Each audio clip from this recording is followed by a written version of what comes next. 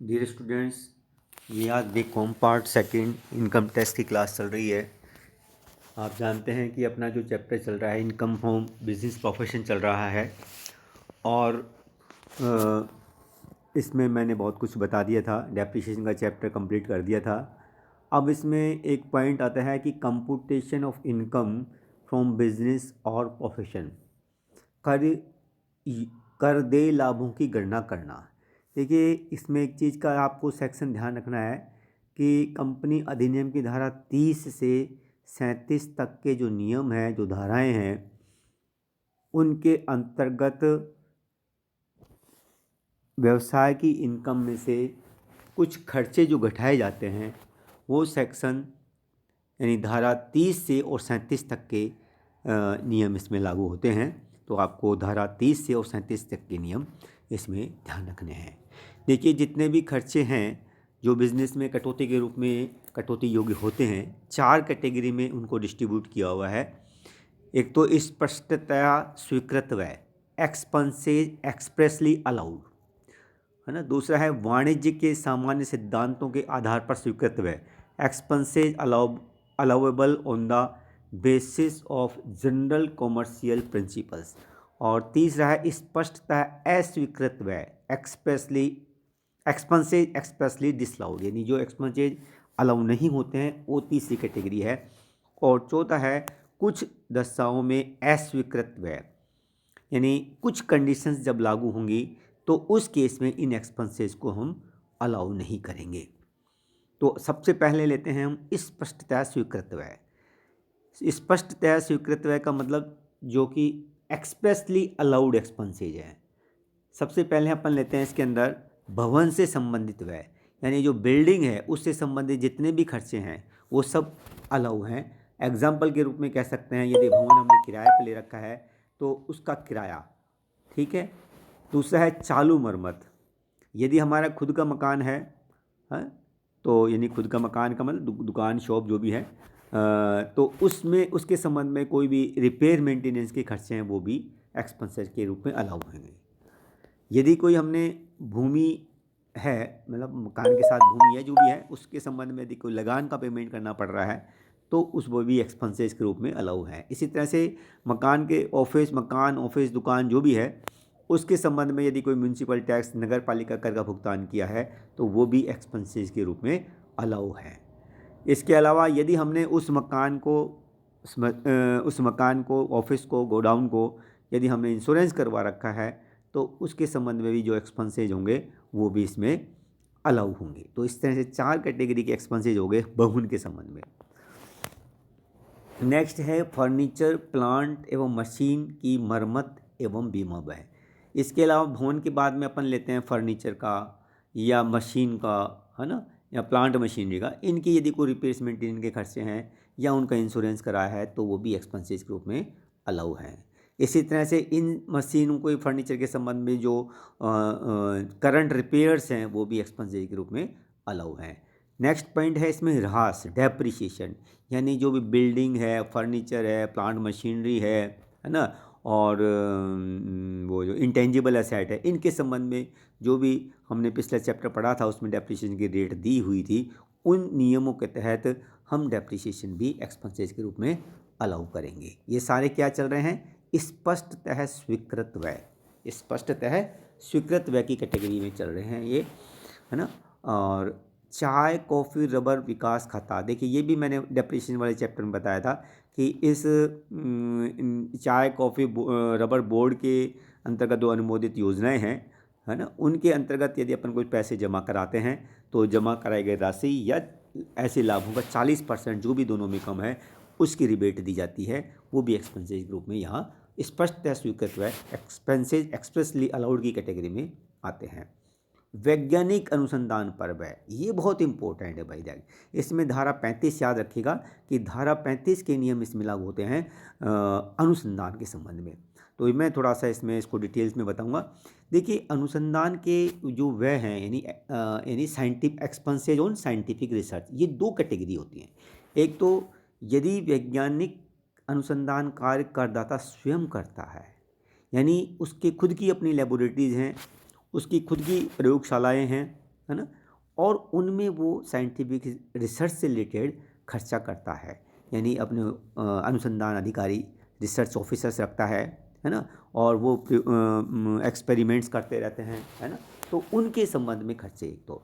और दूसरा इसका आगे पॉइंट बताऊंगा, एक तो ये पूरा मेजर जो पॉइंट है इसका, यदि वैज्ञानिक अनुसंधान कार्य करदाता स्वयं करता है, खर्चा खुद ही करता है, लेबोरेटरी लगा रखी है, अपने स्टाफ लगा रखा है, साइंटिफिक रिसर्च ऑफिसर लगा रखे हैं और उनसे साइंटिफिक वर्क करवाते हैं।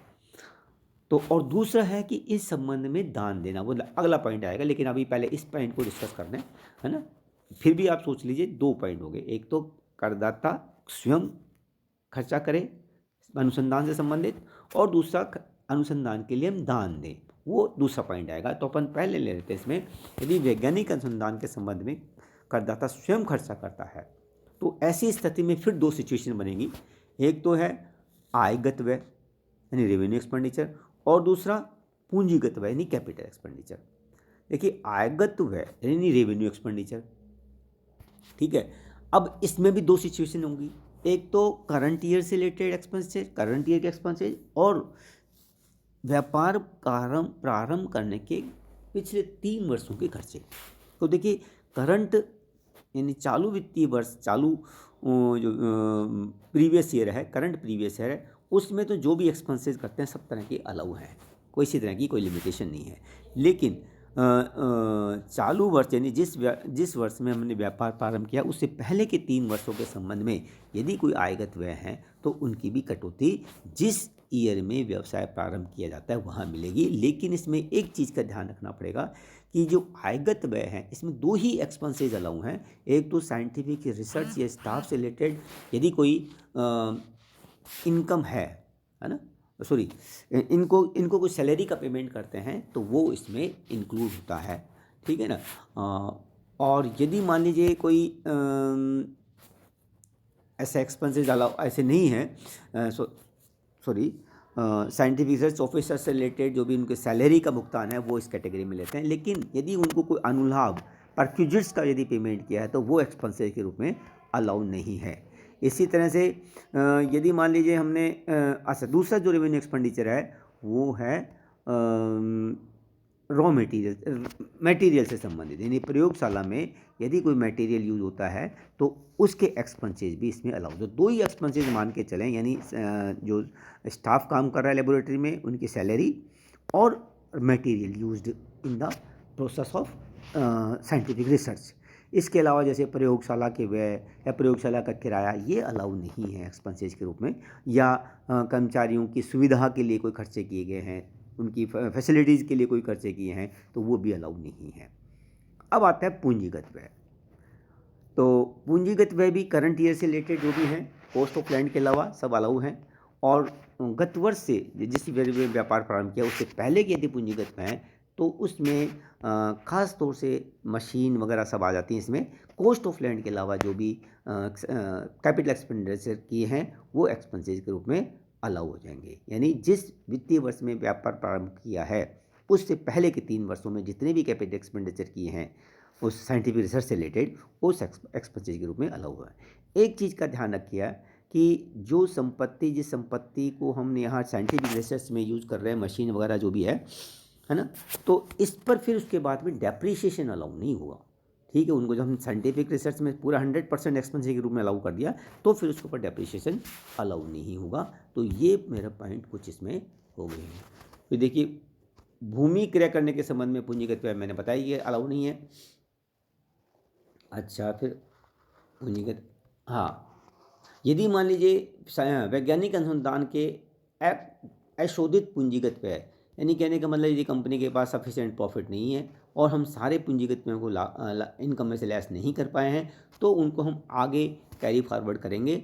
और जिस तरह से अपन डेप्रीशिएशन को कैरी फॉरवर्ड करते हैं उसी तरह से इसको भी कैरी फॉरवर्ड करेंगे, इसमें भी कोई लिमिटेशन नहीं है। और हम इनकम फ्रॉम सैलरी के अलावा जो भी इनकम है उसमें से अपन इसको लेस कर सकेंगे। अब एक पॉइंट यहाँ आता है कि यदि कोई व्यक्ति, यदि कोई करदाता यानी व्यवसायी वैज्ञानिक अनुसंधान में प्रयोग की गई मशीनों को बिना बिजनेस में यूज किए, यानी साइंटिफिक रिसर्च के बाद साइंटिफिक रिसर्च का काम कंप्लीट हो गया, उसके बाद में उन मशीनों को बिना बिजनेस में यूज किए यदि बेचता है, ठीक है, तो उसके संबंध में 2 पॉइंट है, फर्स्ट और सेकंड, इन दोनों में से जो कम राशि होगी वो टैक्सेबल होगी। ये ध्यान रखने वाली बात, ये अच्छा पॉइंट है, एग्जामिनेशन के पॉइंट ऑफ व्यू से भी ठीक है। यहाँ 10 नंबर का क्वेश्चन बन सकता है इसमें, तो थोड़ा सा ध्यान रखें। इसमें देखिए विक्रय मूल्य प्लस इस संबंध में स्वीकृत कटौती माइनस संपत्ति का पूंजीगत व्यय, संपत्ति पर पूंजीगत व्यय, ये एक पूरी लाइन है, ये वैल्यू होगी, या दूसरे इस संबंध में स्वीकृत की गई कटौती की राशि, इन दोनों में से जो भी कम होगी वो अमाउंट टैक्सेबल हो जाएगा, ठीक है। हाँ, लेकिन यदि मान लीजिए कोई संपत्ति जितने हमने खरीदी थी उससे भी ज़्यादा में बेचते हैं, ठीक है ना, तो खरीदी गई राशि और विक्रय की राशि के बीच में जो डिफरेंस है वो कैपिटल गेन की कैटेगरी में आएगा, अदरवाइज वो बिजनेस इनकम की ही कैटेगरी में आएगा, इन दोनों में से जो भी कम राशि होगी वो। अब आप देखिए पहला पॉइंट है इसमें, संपत्ति का क्रय मूल्य 20,000 रुपये, संपत्ति का क्रय मूल्य 20,000, स्वीकृत कटौती 15,000 रुपये तथा विक्रय मूल्य 18,000 रुपये। तो अपने लिए फॉर्मूला क्या है, दोनों लाइन में लिखेंगे, विक्रय मूल्य प्लस इस संबंध में जो जी छूट स्वीकृत हुई है प्लस और माइनस पूंजी लागत उस मशीन की, ठीक है। तो ये 18,000 रुपये तो क्या हो गया, विक्रय मूल्य हो गया, और इसमें 15,000 रुपये की छूट मिली थी, ऐड कर दीजिए, और माइनस 20,000 जो कैपिटल एक्सपेंडिचर हुआ था उस मशीन को, इस संपत्ति को खरीदने में, वो लेस कर दिए, ये आ गया 13,000 रुपये। और जो सेकंड पॉइंट है इसमें, इस संबंध में स्वीकृत की गई कटौती की राशि वो 15,000, तो दोनों में भी जो भी कम होगी वो 13,000 रुपये टैक्सेबल हो जाएगी। नेक्स्ट, संपत्ति का क्रय मूल्य 20,000 रुपये है, स्वीकृत कटौती 15,000 रुपये तथा जो विक्रय राशि है वो है 28,000, यानी ओरिजिनल कॉस्ट से भी ज़्यादा में बिकी है 28,000 रुपये। अब आप देखेंगे कि भाई सबसे पहले अपन विक्रय मूल्य लेंगे, प्लस इसमें 15,000 रुपये की छूट मिली है, ये कितना 43,000, कॉस्ट है मशीन की 20,000 लेस कर दिया, 23,000 आ गई, और उसका जो स्वीकृत कटौती है वो स्वीकृत कटौती इसमें है अपने 15,000 रुपये। इन दोनों में जो भी कम है 15,000 रुपये टैक्सेबल हो जाएंगी बिजनेस इनकम में। लेकिन जित ओरिजिनल कॉस्ट से भी ज़्यादा में बिकी है मशीन, यानी 20,000 की ओरिजिनल कॉस्ट की थी मशीन, 28,000 में बिकी है, तो 28 और 20 का जो डिफरेंस 8,000 रुपये, ये कैपिटल गेन की कैटेगरी में आएगा। नेक्स्ट पॉइंट है संपत्ति का क्रय मूल्य, है ना, संपत्ति का क्रय मूल्य 20,000 रुपये, स्वीकृत कटौती 20,000 रुपये तथा विक्रय मूल्य, ये सब वही फॉर्मूला सब में लगेगा, ये आप देख के कर लीजिएगा, कोई दिक्कत नहीं है। अब यदि कोई भारी संस्था को, यानी 2 कैटेगरी मैंने बताई थी, एक तो करदाता स्वयं व्यय करे और एक दूसरा कि किसी बाहरी संस्था को दान दे साइंटिफिक रिसर्च के लिए। तो स्वयं खर्च करता है तो सारी पॉइंट अपन कर ही चुके हैं, है ना। और यदि बाहरी संस्था को यदि दान देता है, यदि करदाता वैज्ञानिक अनुसंधान कार्य स्वयं नहीं करता है ना, परंतु वैज्ञानिक अनुसंधान के में लगी हुई किसी संस्था को दान देता है, तो इस संबंध में जो दान दी गई है राशि उसका 1.5 गुना, यदि 100 रुपये खर्च करता है तो 150 रुपये की छूट, 1,000 रुपये खर्च करता है तो 1,500 रुपये की छूट, 1,00,000 रुपये यदि खर्च करता है तो 1,50,000 रुपये की छूट उसको मिलेगी। ये ध्यान रखने वाली बात है। यह भुगतान ऐसी अनुसंधान संस्थाओं को किया जाता है जिसका उद्देश्य वैज्ञानिक अनुसंधान कार्य करना है, ठीक है। और दूसरा, यह भुगतान किसी विश्वविद्यालय, कॉलेज या अन्य संस्था को अनुसंधान कार्य के प्रयोग में करने के लिए दिया जाता है, ठीक है। अब इसमें एक चीज़ और है, ये आपको 21-22 प्रीवियस ईयर के बारे में बात करनी नहीं है, असेसमेंट ईयर के बारे में बात नहीं करनी है, अपन को 20-21 के असेसमेंट ईयर है उसी के बारे में बात करनी है, आगे क्या होगा उससे तुम्हें कोई मतलब नहीं है। यदि दान का भुगतान ऐसी शोध संस्था को किया जाता है जिसका उद्देश्य सामाजिक विकास, सामाजिक विज्ञान में, है ना, सोशल साइंस शोध करना या सांख्यिकी अनुसंधान यानी स्टेटिस्टिकल रिसर्च से रिलेटेड है, तो वहाँ पर 100% ही छूट मिलेगी, 150% छूट नहीं मिलेगी। इसी तरह से किसी कंपनी को भी यदि अनुसंधान का कार्य के लिए पैसा दिया जाता है तो वहाँ भी 100% की छूट का ही प्रावधान है, ठीक है।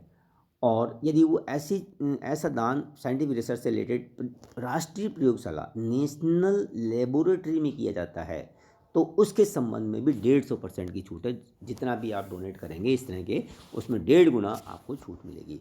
तो इस प्रकार से ये साइंटिफिक रिसर्च से रिलेटेड मैंने सारे एक्सपेंसेस आप लोगों को बता दिए हैं, और ये स्पष्टतः स्वीकृत व्यय पूरे कंप्लीट हो गए।